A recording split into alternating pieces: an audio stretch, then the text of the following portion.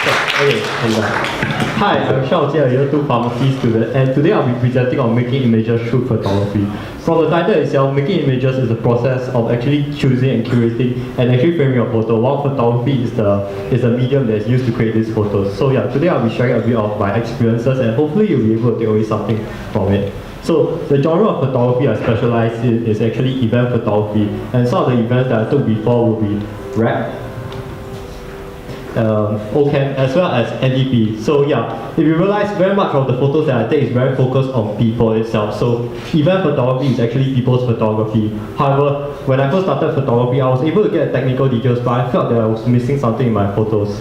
One person that changed my perspective of photography is actually William. I first encountered him on Clubsnap, a photography forum where people buy and sell their second-hand equipment. And when I went to his store at Silim Square, I actually met his wife instead, as he wasn't around. So it was then his wife took out the lens, and actually it was the wrong lens. So I went to his house to actually collect the lens itself.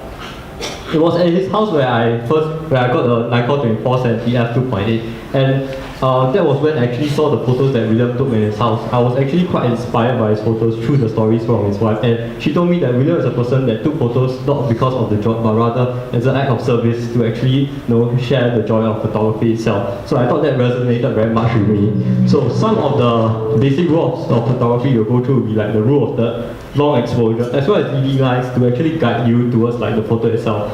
But you realize if you take away all these annotation over here, then you wouldn't really think so much about the photo itself in terms of its technical details, but rather you look at it as a whole, as a holistic whole itself. So actually, the rules don't really matter as they serve to be a guide for photography itself. So rather, I'll be sharing two takeaways I have as an event photographer that I've learned over the years. And I feel that these skills are more transferable in terms of what I'll be sharing here today.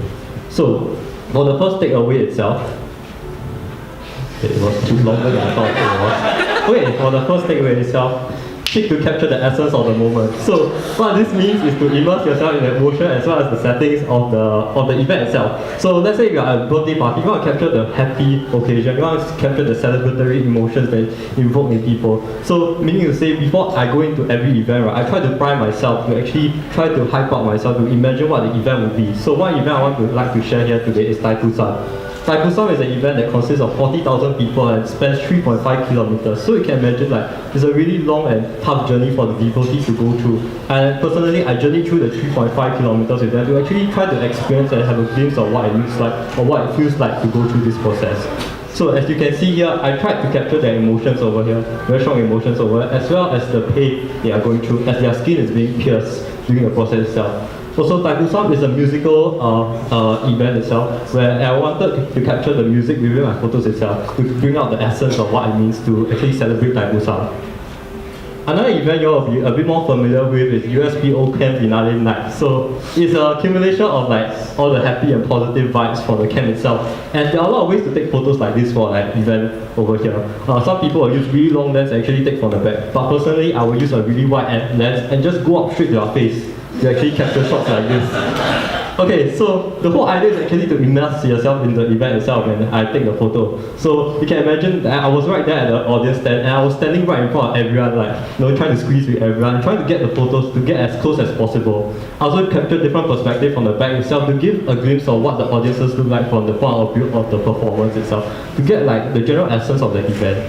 So takeaway number 2, event photography is a curation of photos. Contrary to popular belief, it's not just about pressing the shutter button non-stop. No, that's not event photography.